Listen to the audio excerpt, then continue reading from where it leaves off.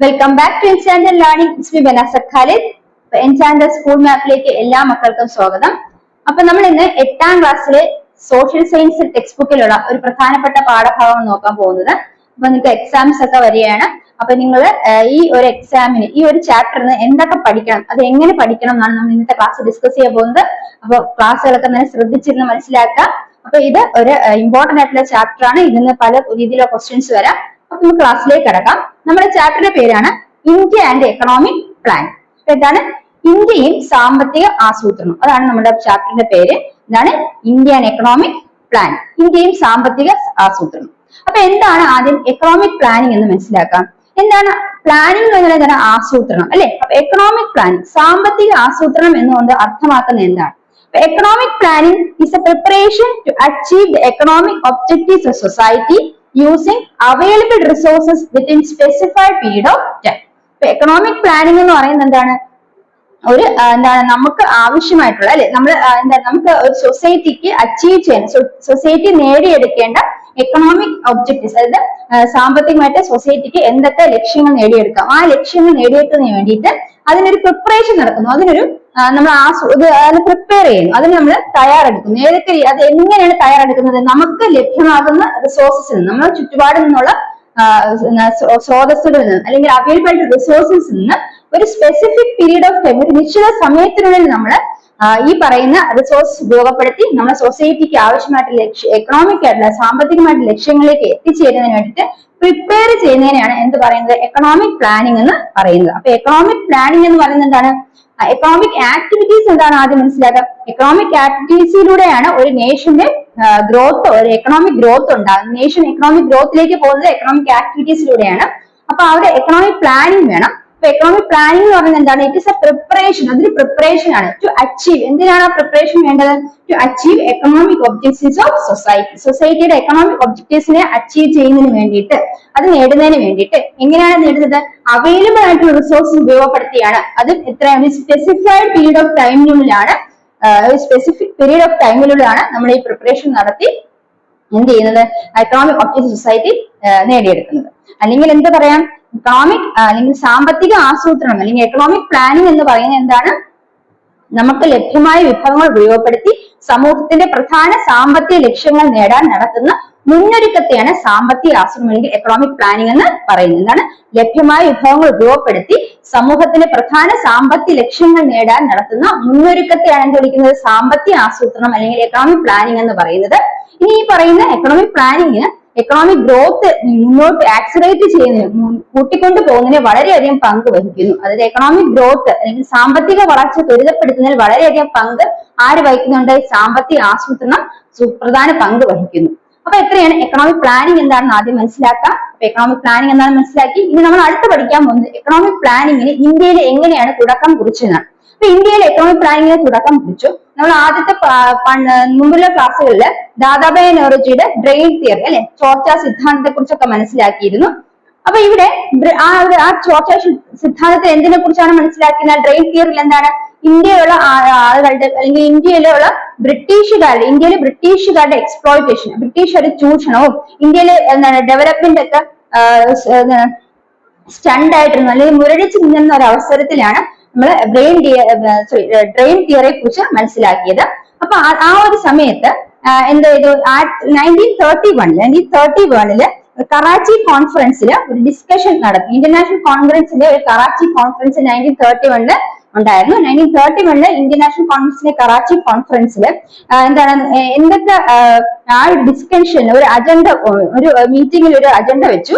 എന്തൊക്കെ എന്താണ് കാര്യങ്ങളിലൂടെ നമുക്ക് ഈ പറയുന്ന ബ്രിട്ടീഷ് എക്സ്പ്ലോയിറ്റേഷനും അതുപോലെ ഈ ഡെവലപ്മെന്റ് സ്റ്റാൻഡേർഡ് ആയിട്ട് നിൽക്കുന്ന അല്ലെങ്കിൽ ഒരു സ്ഥലത്ത് സ്റ്റോപ്പായി നിൽക്കുന്ന ഡെവലപ്മെന്റിനെ ഓവർകം ചെയ്യാൻ എന്തൊക്കെ കാര്യങ്ങൾ അല്ലെങ്കിൽ എന്തൊക്കെ കാര്യങ്ങളോടെ അതൊക്കെ മാറ്റിയെടുക്കാം എന്നുള്ളത് തീരുമാനം എടുക്കുന്നതിന് വേണ്ടിയിട്ട് ഇന്റർനാഷണൽ കോൺഗ്രസിലെ കറാച്ചി കോൺഫറൻസ്, എവിടെയാണ് 1931 നടന്ന കറാച്ചി കോൺഫറൻസിൽ ഒരു മീറ്റിംഗിൽ അജണ്ട ഉണ്ടായി. അപ്പൊ അതാണ് ഫസ്റ്റ് നമ്മൾ മനസ്സിലാക്കേണ്ടത്. അത് 1931 ഇന്റർനാഷണൽ കോൺഗ്രസിലെ കറാച്ചി സമ്മേളനത്തിലെ പ്രധാന ചർച്ചാ വിഷയം എന്തായിരുന്നു? ഏത് രീതിയിലാണ് ബ്രിട്ടീഷ് ചൂഷണത്തെയും അതുപോലെ ഇന്ത്യയുടെ ഈ മുരടിച്ചു നിൽക്കുന്ന വികസനത്തെ മറികടക്കാം എന്നുള്ളതാണ് അവിടെ പ്രധാനമായിട്ട് മനസ്സിലാക്കി പോകേണ്ടത്. അതായിരുന്നു ആ ഒരു സമ്മേളനത്തിലെ പ്രധാന ചർച്ചാ വിഷയം എന്ന് ഓർത്തു വെക്കുക. അപ്പൊ 1931 it was in 1931 the main agenda of discussion in the International Congress in 1931 was how to overcome the British exploitation and the stunted development of India. Then in 1938 അപ്പൊ കറാച്ചി കോൺഫറൻസ് എന്തായാലും 1931 in 1938 National Planning Committee was formed under the leadership of Jawaharlal Nehru. But 1938 what was formed? National Planning Committee was formed. Now, National Planning Committee founded by Jawaharlal Nehru. It was founded by Jawaharlal Nehru in 1938. So, National Planning Committee was founded by Jawaharlal Nehru in 1938. Another point, ഇന്ത്യയിലെ ദേശീയ ആസൂത്രണ സമിതി national planning committee 1938 നിലയിൽ വന്നത്. ആരാണ് അതിന് മുന്നിട്ട് അല്ലെങ്കിൽ അത് രൂപീകരിച്ചത് വെച്ചാൽ ജവഹർലാൽ നെഹ്റു ആണ്. എന്താ സാമ്പത്തിക ആസൂത്രണം എന്താണെന്ന് മനസ്സിലാക്കി നമ്മൾ, അതായത് ഇന്ത്യൻ എക്കണോമിക് പ്ലാനിംഗ് എന്താണെന്ന് മനസ്സിലാക്കി. അതിനുശേഷം നമ്മൾ എന്താ മനസ്സിലാക്കിയത് 1931 കറാച്ചി കോൺഫറൻസിലാണ് ഒരു അജണ്ട ഉണ്ടായിരുന്നു. ആ അജണ്ടയിൽ എന്താണ് എന്തിനു വേണ്ടിയിട്ടാണ് അജണ്ട ഉണ്ടായിരുന്നത്? how to overcome the British exploitation and stunted development of India. അവിടെ അതിനെ കുറിച്ച് ചർച്ച ചെയ്തിരുന്നത്. അതിന്റെ ഭാഗമായി 1938 ഒരു നാഷണൽ പ്ലാനിംഗ് കമ്മിറ്റി അല്ലെങ്കിൽ ദേശീയ ആസൂത്രണ സമിതി രൂപീകരിക്കപ്പെട്ടു. It was founded by Jawaharlal Nehru. Then in 1944 അതിനുശേഷം ഒരു ബോംബെ പ്ലാൻ ഇൻട്രൊഡ്യൂസ് ചെയ്തു. അപ്പൊ 1934 എന്താണ് ബോംബെ പ്ലാൻ ഇൻട്രൊഡ്യൂസ് ചെയ്തു. 1934 a Bombay plan was prepared by a group of industrialists who assembled in Bombay for the economic development of India. In 1944, a Bombay plan was introduced. A Bombay plan was introduced by some industrialists. അല്ലെങ്കിൽ വ്യവസായികൾ ചേർന്നാണ് Bombay plan ഉണ്ടാക്കിയത്. 1944 അത് എന്തിനായിരുന്നു? For the development economic development of India. ഇന്ത്യയുടെ economic development ലക്ഷ്യമാക്കിക്കൊണ്ടാണ് 1944 Bombay plan industrialist വ്യവസായികൾ ചേർന്നാണ് ആ ബോംബെ പ്ലാൻ രൂപീകരിക്കുന്നത്. അതിനുശേഷം next one is people plan. Here people plan was prepared by a renowned social activist M.N. Roy. He also helped in shaping Indian planning. Indian economic planning ഒരു പ്രധാനപ്പെട്ട part വഹിച്ചത് മറ്റൊരു പ്ലാനാണ് പീപ്പിൾസ് പ്ലാൻ ആണ്. It was prepared by M.N. Roy. So people's plan M.N. Roy. Then Bombay plan 1944 next one that is അപ്പൊ M.N. Roy എന്ന് പറയുന്ന ഒരു സാമൂഹ്യ പ്രവർത്തകന്റെ നേതൃത്വത്തിൽ എന്താണ് പീപ്പിൾസ് പ്ലാൻ എന്ന് പറയുന്ന ഒരു പ്ലാനും കൂടെ ജനകീയ പദ്ധതിയും കൂടെ നിലവിൽ വന്നു. അപ്പൊ പ്രമുഖ സാമൂഹിക പ്രവർത്തകൻ M.N. Roy ആവിഷ്കരിച്ച ജനകീയ പദ്ധതിയും ഇന്ത്യയുടെ ആസൂത്രണത്തിന് അല്ലെങ്കിൽ ആസൂത്രണ ആശയങ്ങൾക്ക് കരുത്തേകിയെന്നും കൂടെ മനസ്സിലാക്കാം. അതായത് 1948 ഫസ്റ്റ് ഇൻഡസ്ട്രിയൽ പോളിസി, ആദ്യത്തെ ഇൻഡസ്ട്രിയൽ പോളിസി അല്ലെങ്കിൽ എന്താണ് ആദ്യത്തെ വ്യവസായിക നയം രൂപീകരിക്കപ്പെട്ടു. First industrial policy was established in 1948, that formulated in 1948 in independent India to strengthen economic development through planning. So what was the motive of this industrial policy? To provide economic development through planning. Economic development, planning looടെ economic development കൊണ്ടുവരാൻ വേണ്ടിയിട്ടാണ് 1948 ആദ്യത്തെ industrial policy നിലവിലുന്നത്. അപ്പൊ ആദ്യത്തെ വ്യാവസായിക നയം എന്തിനു വേണ്ടിയിട്ടാണ് നിലവിൽ വന്നത്? ഇന്ത്യയുടെ വികസനം അല്ലെ, ഇന്ത്യയുടെ വികസനം എന്ന് പറയുന്നത് ആസൂത്രണത്തിലൂടെ ഇന്ത്യ എത്രത്തോളം വികസനം നടക്കുന്നതിന് വേണ്ടിയിട്ട് സഹായിക്കാനാണ് 1948 ആദ്യത്തെ വ്യാവസായിക നയം അല്ലെങ്കിൽ ഫസ്റ്റ് ഇൻഡസ്ട്രിയൽ പോളിസി നിലവിലുന്നത്. So 1948 first industrial policy was formulated in independent India to strengthen the economic development through planning. Then next one you have to study, this is the most important one. നമുക്ക് ഏറ്റവും മനസ്സിലാക്കേണ്ട ഒരു കാര്യമാണ് father of Indian planning എന്നറിയപ്പെടുന്നത് അല്ലെ, Indian പ്ലാനിങ്ങിന്റെ അല്ലെങ്കിൽ Indian സാമ്പത്തിക ആസൂത്രണ പിതാവ് എന്നറിയപ്പെടുന്നത് M. വിശ്വേശ്വരയ്യയാണ്. M. വിശ്വേശ്വരയാണ് ഇന്ത്യൻ ആസൂത്രണത്തിന്റെ പിതാവ് എന്നറിയപ്പെടുന്നത് അല്ലെങ്കിൽ ഫാദർ ഓഫ് ഇന്ത്യൻ പ്ലാനിംഗ് എന്നറിയപ്പെടുന്നത് M. വിശ്വേശ്വരയ്യയാണ്. ഇനി അദ്ദേഹത്തിന്റെ പ്രധാനപ്പെട്ട ബുക്കാണ്, ഫേമസ് ബുക്കാണ് പ്ലാൻഡ് എക്കണോമി ഫോർ ഇന്ത്യ. എന്നാൽ പ്ലാൻഡ് എക്കണോമി ഫോർ ഇന്ത്യ എന്നുള്ളതാണ് M. വിശ്വേശ്വരയുടെ പ്രധാനപ്പെട്ട book. So father of Indian economy എന്ന് പറയുന്ന ആരാണ്? M. വിശ്വേശ്വരയാണെന്ന് ഓർക്കുക. Father of Indian planning, father of Indian planning ആണ് ആര്? M. വിശ്വേശ്വരയ്യ എന്ന് കൂടെ ഓർക്കുമ്പോൾ നമ്മൾ മനസ്സിലാക്കേണ്ട എന്താണ്? Father of Indian planning was father of Indian planning, it was M. Visvesvaraya. M. വിശ്വേശ്വരയാണ് ഫാദർ ഓഫ് ഇന്ത്യൻ പ്ലാനിംഗ് എന്നറിയപ്പെടുന്നത്. ഇനി അതുപോലെ തന്നെ he authored the book planned economy for India. അദ്ദേഹത്തിന്റെ ബുക്കാണ് planned economy for India. And 1934 ആ ബുക്ക് വന്നത്. Who gave clear direction to economic planning. Economic പ്ലാനിന് കറക്റ്റ് ഡയറക്ഷൻ തന്നത് അല്ലെങ്കിൽ അതിനെ കുറിച്ച് കൂടുതൽ മനസ്സിലാക്കിയത് പ്ലാൻഡ് എക്കണോമി ഫോർ ഇന്ത്യ എന്ന ബുക്കിലൂടെയാണ്. 1934 അത് പബ്ലിഷ് ചെയ്തത്. അത് ആരാണ് എഴുതിയത്? എം വിശ്വേശ്വരയ്യാണ്. അത് ഫാദർ ഓഫ് ഇന്ത്യൻ പ്ലാനിംഗ് എന്നറിയപ്പെടുന്നത് എം വിശ്വേശ്വരയ്യാണ്. അത് ഇന്ത്യയുടെ ആസൂത്രിത സമ്പദ് വ്യവസ്ഥ എന്നാണ് Indian planned economy for India എന്ന് പറയുന്നത്. ഇന്ത്യയുടെ ആസൂത്രിത സമ്പദ് വ്യവസ്ഥ എന്നാണ് മനസ്സിലാക്കേണ്ടത്. അപ്പൊ നമ്മൾ എന്തൊക്കെ മനസ്സിലാക്കി? ഇന്ത്യയുടെ സാമ്പത്തിക ആസൂത്രണം വ്യക്തമായ മാർഗനിർദ്ദേശങ്ങൾ നൽകിയ എം വിശ്വേശ്വരയ്യാണ് ഇന്ത്യൻ ആസൂത്രണ പിതാവ് എന്നറിയപ്പെടുന്നത്. ഇന്ത്യയുടെ ആസൂത്രിത സമ്പദ് വ്യവസ്ഥ പ്ലാൻഡ് എക്കണോമി ഓഫ് ഇന്ത്യ എന്ന വിഖ്യാത ഗ്രന്ഥം രചിച്ചതാരാണ്? എം വിശ്വേശ്വരയ്യാണ്. അതുപോലെ തന്നെ 1934 കൂടെ ഓർത്തു വയ്ക്കുക. Then Indian cabinet, which met in 15th March 1950, passed a resolution to establish a planning commission of India. ഇന്ത്യയുടെ പ്ലാനിംഗ് കമ്മീഷൻ ഓഫ് ഇന്ത്യ നിലവിൽ വരുന്നതിന് വേണ്ടിയിട്ട് ഒരു റെസൊല്യൂഷൻ പാസ് ചെയ്യും. പ്ലാനിംഗ് കമ്മീഷൻ ഓഫ് ഇന്ത്യ, ഇന്ത്യയുടെ പ്ലാനിംഗ് കമ്മീഷൻ നിലവിൽ വരുന്നതിന് വേണ്ടി ഒരു റെസൊല്യൂഷൻ ക്യാബിനറ്റ് പാസ്സാക്കി. And that the Indian cabinet, which was met in March 15, 1950, March 15, 1950 meet ചെയ്ത ഒരു ഇന്ത്യൻ ക്യാബിനറ്റ് ആണ് റെസൊല്യൂഷൻ പാസ്സാക്കിയത്. ആ റെസൊല്യൂഷൻ പാസ്സാക്കിയ എന്തിനു വേണ്ടിയിട്ടാണ്? ഒരു പ്ലാനിംഗ് കമ്മീഷൻ, ഇന്ത്യക്ക് ഒരു പ്ലാനിംഗ് കമ്മീഷൻ ഉണ്ടാവുന്നതിന് വേണ്ടിയിട്ടാണ് resolution പാസ്സാക്കിയത്. So the cabinet passed a resolution in which the cabinet which met in March 15, 1950. March 15, 1950 cabinet meet ചെയ്തത്. March 15, 1950, and that it passed a resolution to establish a planning commission for India. ഇന്ത്യക്ക് ഒരു planning commission വേണ്ടിയിട്ടാണ് എന്ത് ചെയ്തത്? ആ resolution പാസ്സാക്കിയത് കൂടെ ഓർത്തു വയ്ക്കുക. അപ്പൊ 1950 മാർച്ച് 15 കേന്ദ്ര മന്ത്രിസഭ ഒരു പ്രമേയത്തിലൂടെ ആസൂത്രണ കമ്മീഷന് രൂപം നൽകി. അപ്പൊ കേന്ദ്ര മന്ത്രിസഭ ആസൂത്രണ കമ്മീഷൻ രൂപം നൽകിയതാണ് 1950 മാർച്ച് 15 ഒരു പ്രമേയത്തിലൂടെയാണ് പ്രമേയത്തിലൂടെയാണ് ആസൂത്രണ കമ്മീഷൻ രൂപം നൽകിയെന്ന് ഓർത്തു വയ്ക്കുക. അപ്പൊ നമ്മൾ എന്തൊക്കെയാണ് ആസൂത്രണം അല്ലെങ്കിൽ ഇന്ത്യയിലെ പ്ലാനിങ്ങിന് എങ്ങനെയൊക്കെയാണ് ആരംഭിച്ചത്? ഇന്ത്യൻ പ്ലാനിങ് എന്തൊക്കെയാണ് നമ്മൾ മനസ്സിലാക്കിയത്? ഒന്ന് മനസ്സിലാക്കിയത് നമുക്ക് ഡ്രെയിൻ തിയറിയെ കുറിച്ച് അല്ലെ, ദാദാഭായ് നവറോജി ഡ്രെയിൻ തിയറിയെല്ലാം മനസ്സിലാക്കി. ബ്രിട്ടീഷ് എക്സ്പ്ലോയിറ്റേഷനെ കുറിച്ചും അതുപോലെ തന്നെ ഇന്ത്യയുടെ ഡെവലപ്മെന്റ് സ്റ്റണ്ട് ആയിട്ടിരിക്കുന്ന അവസ്ഥയെ കുറിച്ചൊക്കെ നമ്മൾ മനസ്സിലാക്കി.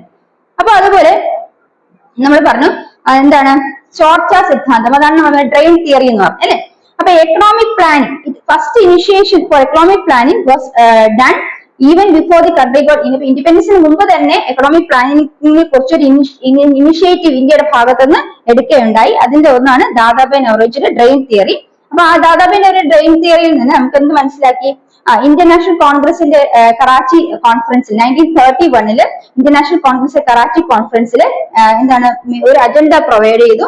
So how to overcome the British exploitation and standard development of India. ഇന്ത്യയുടെ standard development British exploitation overcome ചെയ്യാൻ വേണ്ടിയിട്ട് എന്തൊക്കെ കാര്യങ്ങൾ ചെയ്യാം എന്നൊരു ഡിസ്കഷൻ എവിടെ വന്നു? 1931 കറാച്ചി സെഷൻ ഇന്റർനാഷണൽ കോൺഗ്രസിൽ നടക്കുകയുണ്ടായി.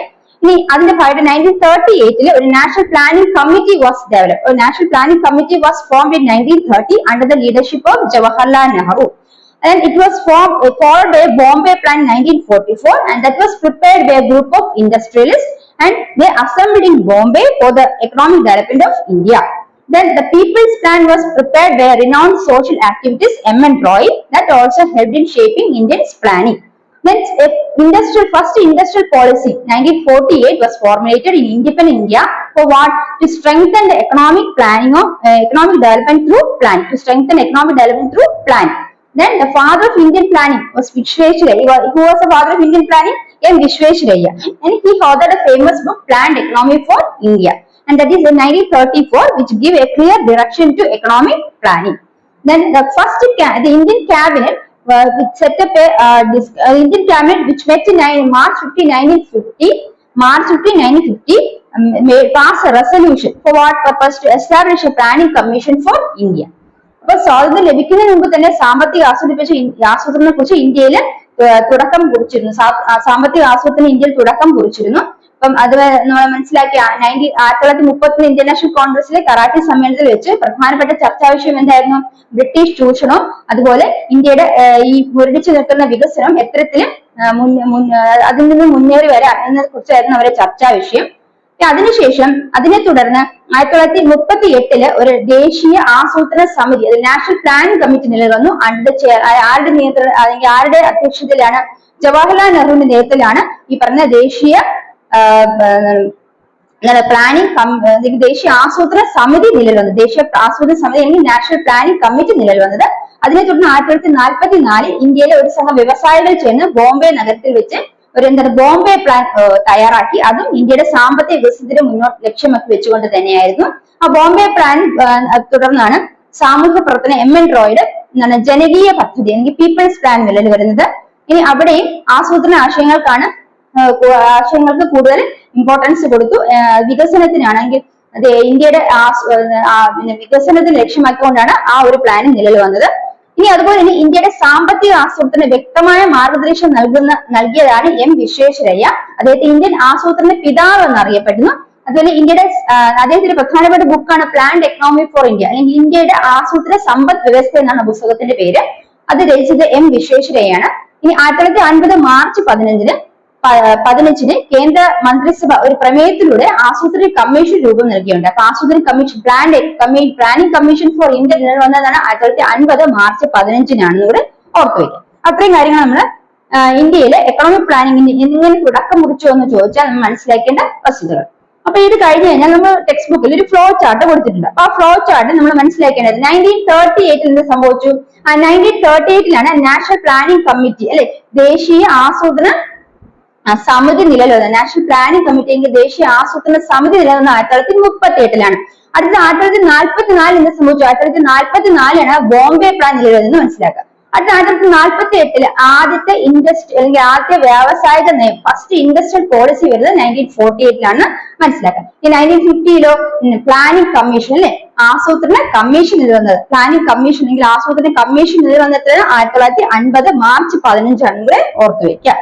അടുത്ത നമ്മൾ മനസ്സിലാക്കാൻ പോയ മക്കളെ എന്തൊക്കെയാണ് ഈ എക്കണോമിക് പ്ലാനിങ്ങിന്റെ ഇന്ത്യയുടെ ഒബ്ജക്റ്റീവ്സ്. അപ്പൊ ഇന്ത്യയിലെ എക്കണോമിക് പ്ലാനിങ് നടക്കുന്നു, ആസൂത്രണ സാമ്പത്തിക ആസൂത്രണം നടക്കുന്നു. സാമ്പത്തിക ആസൂത്രണത്തിന് എന്തൊക്കെ ലക്ഷ്യങ്ങളാണ് ഇന്ത്യയിൽ വെച്ചത്? അപ്പൊ ഏതൊക്കെ ലക്ഷ്യങ്ങളാണ് സാമ്പത്തിക ആസൂത്രണത്തിന് ഉണ്ടായിരുന്നത്? What the objectives of economic planning in India? അതാണ് നമ്മൾ അടുത്ത മനസ്സിലാക്കുന്ന പ്രധാനപ്പെട്ട 3 പോയിന്റ്സ്. ഏതൊക്കെയാണെന്ന് നമുക്ക് നോക്കാം. അപ്പൊ നമ്മൾ മക്കളെ ഇത്രയും നേരം നോക്കിയത് മനസ്സിലാക്കേണ്ടത് എന്തൊക്കെയാണ്? എക്കണോമിക് പ്ലാനിങ് അല്ലെങ്കിൽ സാമ്പത്തിക ആസൂത്രണം എന്താണെന്ന് മനസ്സിലാക്കി. ഇനി ഇന്ത്യയിലെ സാമ്പത്തിക ആസൂത്രണത്തിൽ എന്തൊക്കെ കാര്യങ്ങളാണ് നേരിടേണ്ടത്, ഏതൊക്കെ രീതിയിലാണ് ദേശീയ നാഷണൽ കമ്മീഷൻ അല്ലെ ദേശീയ പ്ലാനിംഗ് കമ്മീഷൻ അല്ലെങ്കിൽ ദേശീയ ആസൂത്രണ കമ്മീഷൻ എങ്ങനെ നിലവിൽ വന്നത് അതിനെ കുറിച്ചൊക്കെയാണ് നമ്മൾ മനസ്സിലാക്കിയത്. അത് പ്രധാനപ്പെട്ട ഈ വർഷങ്ങളെല്ലാം നമ്മൾ നോക്കി വെക്കണം. 1938 എന്ത് സംഭവിച്ചു എന്ന് ചോദിച്ചാൽ എന്താണ്? ദേശീയ ആസൂത്രണ കമ്മിറ്റി നിലവിൽ വന്നു. ആരുടെ ലീഡർഷിപ്പിലെ? ജവഹർലാൽ നെഹ്റു ലീഡർഷിപ്പിലെ നാഷണൽ പ്ലാനിംഗ് കമ്മിറ്റി, ദേശീയ ആസൂത്രണ കമ്മിറ്റി. ഇനി 1944 പ്രസക്തി എന്താണ്? ബോംബെ പ്ലാൻ നിലവിൽ വന്നു. അപ്പൊ ബോംബെ പ്ലാൻ 1944 ആരൊക്കെ ചേർന്ന് ബോംബെ പ്ലാന് വേണ്ടിയിട്ട് രൂപീകരിച്ച് മുൻപിൽ മനസ്സിലാക്കാം. 1948 വന്നതാണ്. അപ്പൊ അതിനുശേഷം ഒരു പീപ്പിൾസ് പ്ലാൻ ആണ്, MN റോയുടെ ആണെന്ന് ഓർത്തു വയ്ക്കുക. 1948 എന്താണ് അതിന്റെ പ്രത്യേകത എന്ന് വെച്ചാൽ ആദ്യത്തെ ഫസ്റ്റ് ഇൻഡസ്ട്രിയൽ പോളിസി അല്ലെങ്കിൽ ദേശീയ വ്യാവസായിക നയം നിലവിൽ വന്നത് 1948 1950 അല്ലെങ്കിൽ മാർച്ച് 15 1950 എന്ത് ചെയ്തത്? Indian national commission of India, ഇന്ത്യയുടെ ദേശീയ ആസൂത്രണ commission national commission of India നിലവിൽ വന്നത് 1950 കൂടെ ഓർത്തു വയ്ക്കുക. ഇനി അടുത്ത നമ്മൾ മനസ്സിലാക്കാൻ പോകുന്നത് ഇന്ത്യയിലെ എക്കണോമിക് പ്ലാനിന്റെ ഒബ്ജക്റ്റീവ്സ് എന്താണെന്ന് മനസ്സിലാക്കുക. പ്രധാനമായിട്ട് 4 ഒബ്ജക്റ്റീവ്സ് ആണ് ഇന്ത്യൻ എക്കണോമിക് പ്ലാനിങ്ങിൽ ഉള്ളത്. ഏതൊക്കെയാണ്? ഒന്ന് ഇക്വിറ്റി, ഒന്ന് സെൽഫ് റിലയൻസ്, ഒന്ന് ഗ്രോത്ത്, മോഡേണൈസേഷൻ. ഇപ്പൊ 4 എക്കണോമിക് പ്ലാനിങ്ങിന്റെ ഒബ്ജക്റ്റീവ്സ് ഏതൊക്കെയാണെന്ന് വെച്ചാൽ equity, self Reliance, growth and modernisation. അപ്പൊ ഇന്ത്യൻ സാമ്പത്തിക ആസൂത്രണ പ്രധാനപ്പെട്ട ലക്ഷ്യങ്ങൾ എന്തൊക്കെയാണ്? ആദ്യം മനസ്സിലാക്കേണ്ടത് ഈ 4 ലക്ഷ്യങ്ങൾ എന്തിനെ അടിസ്ഥാനപ്പെടുത്തിയാണ്, എന്തിന്റെ ബേസിസിലാണ് എടുത്തിരിക്കുന്നത് വെച്ചാൽ സൊസൈറ്റിയുടെ നീഡ്സിന്റെ ബേസിസിലാണ്. അപ്പൊ സൊസൈറ്റിയിൽ എന്തൊക്കെ ആവശ്യങ്ങളുണ്ടോ അതിന്റെ അടിസ്ഥാനത്തിലാണ്, അതിന്റെ ബേസിസിലാണ് ഇന്ത്യയിലെ എക്കണോമിക് പ്ലാനിങ്ങിന്റെ ഒബ്ജക്റ്റീവ്സിനെ ക്രിയേറ്റ് ചെയ്തു. അപ്പൊ ഇന്ത്യയിലെ എക്കണോമിക് പ്ലാനിംഗ് ഒബ്ജക്റ്റീവ്സിനെ സെറ്റ് ചെയ്ത് വെച്ചിരിക്കുന്നത് എന്തിന്റെ ബേസിസിലാണ്? സൊസൈറ്റിയുടെ നീഡ്സിന്റെ ബേസിസിലാണ്. അതായത് സമൂഹത്തിലെ ആവശ്യകതകളുടെ അനുസരിച്ചാണ് ഇന്ത്യയിലെ സാമ്പത്തിക ആസൂത്രണത്തിന്റെ ആവശ്യങ്ങൾ അല്ലെങ്കിൽ സാമ്പത്തിക ആസൂത്രണത്തിന്റെ ആവശ്യങ്ങൾ, ഏതിന്റെ സാമ്പത്തിക ആസൂത്രണ ലക്ഷ്യങ്ങൾ, ഇന്ത്യയിലെ സാമ്പത്തിക ആസൂത്രണ ലക്ഷ്യങ്ങളെ എന്താണ് സൊസൈറ്റിയിലെ ആവശ്യങ്ങളുടെ അടിസ്ഥാനത്തിലാണ് 4 ആയിട്ട് തിരിച്ചിരിക്കുന്നത്. അത് ഒന്നാണ് ഇക്വിറ്റി തുല്യത, പിന്നെ ഗ്രോത്ത് വളർച്ച, പിന്നെ സെൽഫ് റിലയൻസ് സ്വയം പര്യാപ്തത, മോഡേണൈസേഷൻ. ഇതെല്ലാം അതിന്റെ ഒബ്ജക്റ്റീവ്സ് ആണ്, മനസ്സിലാക്കി വെക്കാം. എന്താണ് തുല്യത, വളർച്ച, സ്വയം പര്യാപ്തത, അതുപോലെ ആധുനികവൽക്കരണം. എന്താണ് തുല്യത, വളർച്ച, സ്വയം പര്യാപ്തത, ആധുനികവൽക്കരണം എന്നിവയാണ് ഇന്ത്യൻ സാമ്പത്തിക ആസൂത്രണത്തിന്റെ ലക്ഷ്യങ്ങളിൽ പെട്ടത്. ഇന്ത്യൻ സാമ്പത്തിക ലക്ഷ്യങ്ങൾ എന്തിന്റെ അടിസ്ഥാനത്തിലാണ്? സമൂഹത്തിലെ ആവശ്യങ്ങളുടെ അടിസ്ഥാനത്തിലാണ് ഇന്ത്യൻ സാമ്പത്തിക ആസൂത്രണ ലക്ഷ്യങ്ങളെ നമ്മൾ 4 ആയിട്ട് പറഞ്ഞിരിക്കുന്നത്. That is the objectives of economic planning in India is based on the needs of society and their equity, growth, self-reliance and modernization. തുല്യത, വളർച്ച, അതുപോലെ തന്നെ സ്വയം പര്യാപ്തത, പിന്നെ ആധുനികവൽക്കരണം. ഇത്രയാണ് നമ്മൾ മനസ്സിലാക്കേണ്ടത്. ഇനി നമ്മൾ മനസ്സിലാക്കേണ്ടത് ഇത് ഓരോന്നും എങ്ങനെയാണെന്നാണ് നമ്മൾ മനസ്സിലാക്കാൻ പോകുന്നത്. ആദ്യം നമ്മൾ മനസ്സിലാക്കേണ്ടത് എന്താണ്? ഗ്രോത്ത്, വളർച്ച. അപ്പൊ വളർച്ച എങ്ങനെയാണ് സാമ്പത്തിക ആസൂത്രണത്തിന് ലക്ഷ്യത്തിലേക്ക്, വളർച്ച ഏത് രീതിയിലാണ് സാമ്പത്തിക ആസൂത്രണ ലക്ഷ്യത്തിലേക്ക് എത്തിച്ചേരാൻ സഹായിക്കുന്നത്? Economic growth indicates increase in output of goods and services produced in country. Economic growth indicates an increase in output of goods and services produced in a country. അതായത് ഒരു കൺട്രിയിലെ ഗുഡ്സും സർവീസസും പ്രൊഡ്യൂസ് ചെയ്യുന്ന, പുറത്തേക്ക് കയറ്റി അയക്കുന്ന അതിന്റെ ഇൻക്രീസ് കൂടെയാണെങ്കിൽ ആ കൺട്രിയിൽ എന്താണ് എക്കണോമിക് ഗ്രോത്ത് ഉണ്ടായെന്നാണ് മനസ്സിലാക്കുക. അപ്പൊ എക്കണോമിക് ഗ്രോത്ത് എങ്ങനെ നമുക്ക് മനസ്സിലാക്കാം? ഒരു കൺട്രിയിൽ പ്രൊഡ്യൂസ് ചെയ്യുന്ന ഗുഡ്സും സർവീസസും എത്രത്തോളം പുറത്തേക്ക് പോകുന്നു അതനുസരിച്ച് ആ കൺട്രിയുടെ എക്കണോമിക് ഗ്രോത്ത് നമുക്ക് മനസ്സിലാക്കാം. Economic growth indicates the increase in output of goods and services produce in A country. അപ്പൊ ഒരു എത്രത്തോളം ഗുഡ്സും സർവീസും ഒരു കൺട്രിയിൽ ഉണ്ടാക്കുന്നു, അല്ലെങ്കിൽ എത്രത്തോളം അവിടെ ആ ഒരു സോഴ്സ് വെച്ച് ഉണ്ടാക്കി, അല്ലെങ്കിൽ നമുക്ക് പുറത്തേക്ക് കയറ്റി അയക്കാൻ എത്രത്തോളം ഉണ്ടാക്കാൻ പറ്റും, അല്ലെങ്കിൽ ആ കൺട്രിയിൽ തന്നെ എത്രത്തോളം പ്രൊഡ്യൂസ് ചെയ്യാൻ പറ്റുന്നു, അതാണ് ആ കൺട്രിയുടെ എക്കണോമിക് ഗ്രോത്ത് എന്ന് ഉദ്ദേശിക്കുന്നത്. Economic growth indicates the increase in output of goods and services produce within country. ഒരു കൺട്രിയിൽ തന്നെ ഉൽപ്പാദിപ്പിക്കപ്പെട്ട ഗുഡ്സും സർവീസസും എത്രത്തോളം ഉണ്ട്, അത് എത്രത്തോളം കൂടുതലുണ്ട്, അതാണ് ആ കൺട്രിയുടെ വളർച്ച അല്ലെങ്കിൽ എന്താണ് എക്കണോമിക് ഗ്രോത്തിനെ കാണിക്കുന്നത്. അപ്പൊ രാജ്യത്തെ മൊത്തം സാധനങ്ങളുടെയും സേവനങ്ങളുടെയും ഉൽപാദന വർധനയാണ് വളർച്ച എന്നതുകൊണ്ട് അർത്ഥമാക്കുന്നത്. അപ്പൊ നമ്മൾ ഇന്ന് ക്ലാസ്സിൽ ഡിസ്കസ് ചെയ്ത കാര്യം നിങ്ങൾക്ക് മനസ്സിലായല്ലോ മക്കളെ? അപ്പൊ തീർച്ചയായും നിങ്ങൾ ഇപ്പൊ പഠിച്ച പോയിന്റ്സ് എല്ലാം നന്നായി മനസ്സിൽ ഉറപ്പിച്ചു വെക്കുക. അപ്പൊ ഇതിന്റെ ബാക്കി ക്ലാസ് നമ്മൾ ഉടനെ തന്നെ അടുത്ത ക്ലാസ്സിൽ വരുന്നതാണ്. ഇത് നല്ല ക്ലിയർ ആക്കി വെക്കാം. അടുത്ത ക്ലാസ്സിൽ കാണുന്നവരെ bye from me. Thank you.